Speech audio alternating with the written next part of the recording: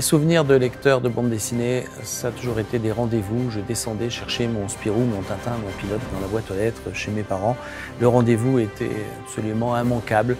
Et je pense que c'est bien de continuer à donner rendez-vous au lecteur avec des grandes collections pour lesquelles il peut se passionner et qu'il a envie de retrouver régulièrement.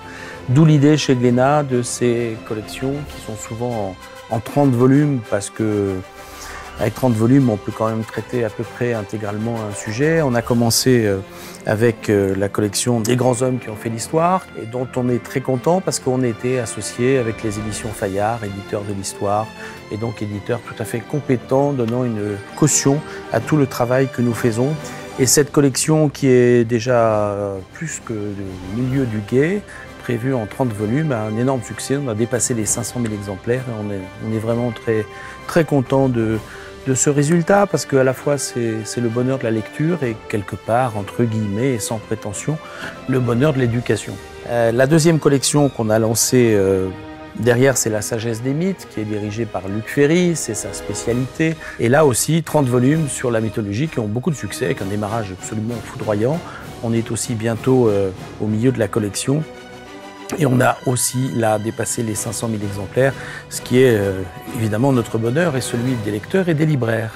Nous avons lancé avec la Société des explorateurs, qui existe depuis 90 ans. Ce sont des gens admirables qui nous ont fait connaître l'humanité et les habitants de la planète. La collection Explora, là c'est Christian Clot, qui est un grand spécialiste, qui anime cette collection. On s'est lancé dans les grandes batailles navales, même si ça peut être paradoxal parce que les Français ne sont pas les plus grands vainqueurs de batailles navales et ont plutôt connu des défaites comme Trafalgar, mais néanmoins, grâce à notre grand spécialiste Jean-Yves Delite, qui est peintre officiel de marine, on a pu raconter toutes ces histoires et ces aventures incroyables sur la mer. Et Jean-Yves, on le sait, est un tel spécialiste qu'il ne manque jamais un bouton sur l'uniforme de nos marins.